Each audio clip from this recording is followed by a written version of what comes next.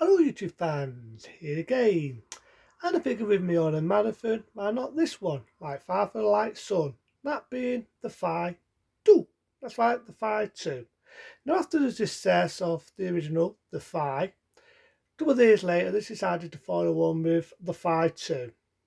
As it says in the trailer, don't be afraid, be very, very afraid. And I love it. I love it. So you've got a day opening with the woman.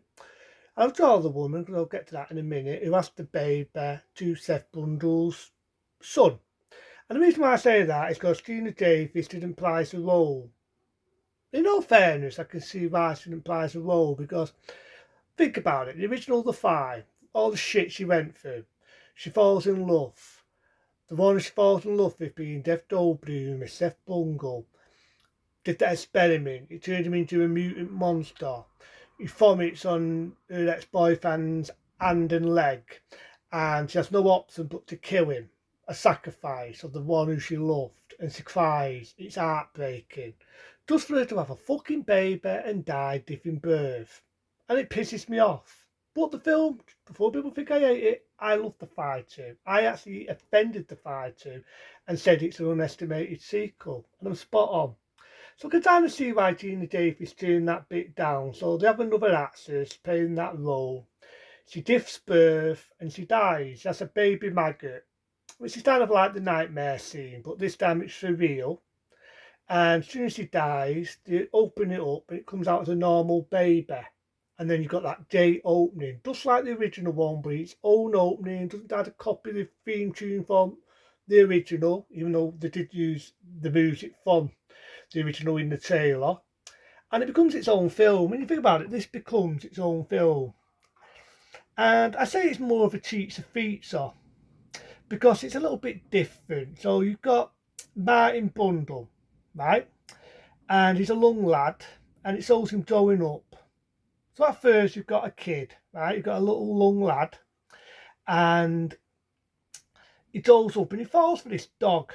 Falls for it. It's kind of sad really because fucking this guy, right, who's working the science place, the same place where his father worked, they sort of foster him. And you think he's a nice, kind guy, and he isn't. He's using him for an experiment, as you find out in the film.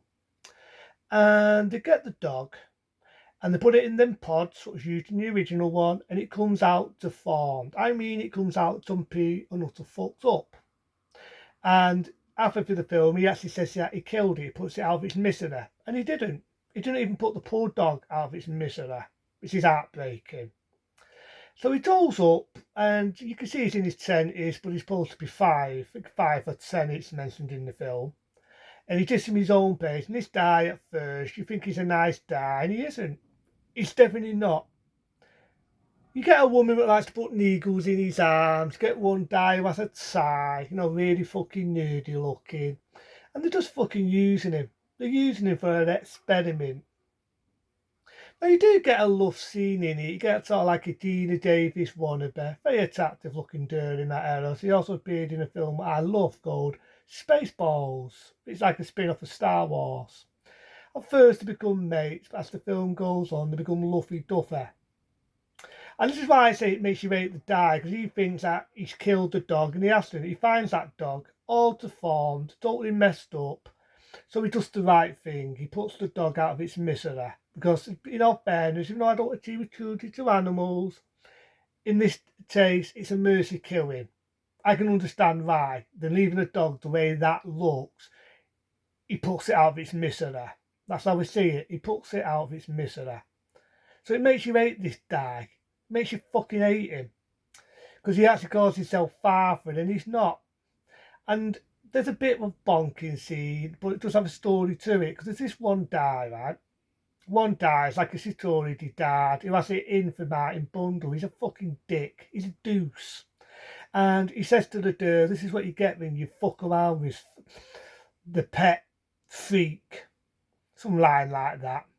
And she sees on the videotape that he's been filming him doing a wham bang thank you man. But before all that, he cut his arm on an eagle. and he slowly pulls it off. And this is a bit different than the original one. As we know, the original one by Jeff Goldblum, he thought he was Superman, he thought he was He-Man and all this. In this, Martin Bundle, the young lad, thinks he's dying. He's got some disease, and he's not. He's also turning into like the monster. And again, you got really good practical special effects. How I fucking miss them golden days. But like I say, he finds out the tooth. He finds it on tape when he's having a temper tantrum. And he finds out the tooth that they're using him for this experiment to turn him into a monster. So he escapes at first. He gets the dough. And you do get a disappearance from the one who was Dina Davis' ex-boyfriend. He sort of makes a small disappearance. You can tell at first you think he's a dick, but I can kind of understand. I can understand if somebody threw up on my hand with acid and melt my fucking hand and melt my ankle, I think I'd be pretty fucking bitter. Wouldn't you be bitter? So that's why I can tell him see in the film how he's the way he is, but at the same time you can see he's also a good guy. He gives them the keys and basically tells them to fuck off, but he gives them a fight. He says use them pods. It's the only way you can get back to normality. And he passwords his computer. I love the way he passwords it. If you die and fuck around in his computer as a password, it will automatically erase everything you put on it. And I do love the bit, because there's a good bit in it where they're in this bed and breakfast, and he pulls his eyeball out and he says, if you stick around, I'll show you a magic trick you'll never forget. And he changes, he goes into a cocoon. So it's a little bit different than the first one. So they've got him in this cocoon, they've got him back in the lab, they've got the dogs, they need how to access this computer, and he comes out of the cocoon. But I love the effects. Now I do know that Jeff Goldblum didn't direct this one, but they did actually have the same guy that did the special effects in the original Fi, and also did the special effects in one of my favourite films, that being Demnins, directed this. That's why he never did the effects for Demnins 2, because he was working on this. But what fucking effects! Again, it's a cheats feature film, and that's what I love about it. This one to me is more of a cheats feature film. A little bit of a love scene. It's not as good as the love scene with Dina Davis in Jeff Goldblum, but there's still a love scene there. And there's a bit of a videotape with him talking, which basically was just deleted scenes from the original. But I do love it. He gets his revenge. He gets the fucking nerdy guy, gets him by the tie, gets that dude what put needles in his arms and uses her as a human fucking dartboard. And he starts killing the ones what fucking used him and abused him.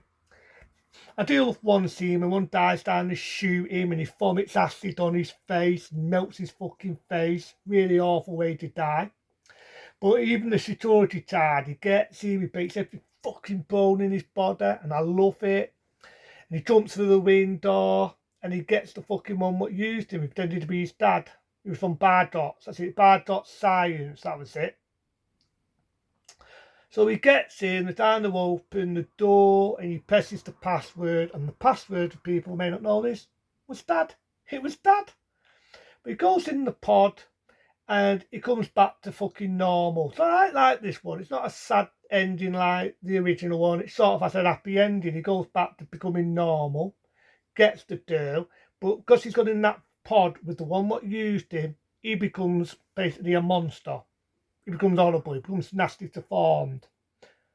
Now I do know there was a few deleted scenes in this, like the first one. There's a bit where he's on a car, you've got his kids making fun of him, and he vomits acid on the window, and it melts the window, and the kids are like that.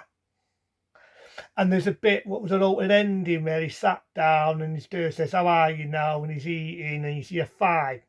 But I do actually like the ending in this. I do like it, because in the ending, you see him now, the one who's the boss of the place. He's all deformed. It's like this really horrible monster thing. They're doing him this porridge and he's eating it and he's crying and you see a 5 and then you get the end with date music, really date music. So I love the story to this. To me, this is an unestimated sequel. The Fi 2 is an unestimated sequel. It's as good as the first one. I don't think the characters are as good as Jeff Goldblum and Dina Davis, but I do think they do and serve a good performance. And I do think the effects are just as good as the first one. And it's like I said,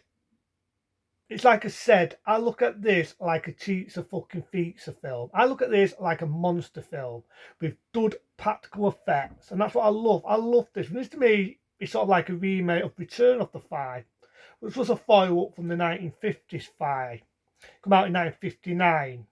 But this, I like this one more than the Return of the Fly because I felt you had some good practical effects, you had puppets there, you felt sorry for him when he had to put his dog out of its misery. I love the bit where he chokes his Wawa.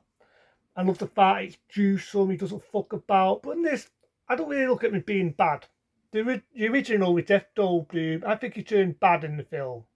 I think for the film, be open and honest, he turned bad. Because he didn't give a shit about Gina Davis at the end. He was going to follow her in the fucking pod. He threw up on a guy's hand. All right.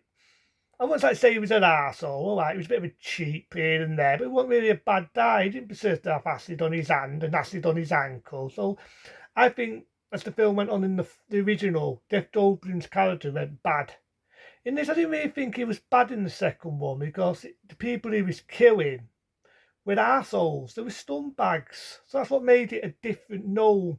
But I look at this like a cheats a feature, like a typical fucking monster film, and that's what I love about the fight. I love it. And I remember getting the box set. And I can remember it, I'll show it you, the box set, before I end this beautiful review.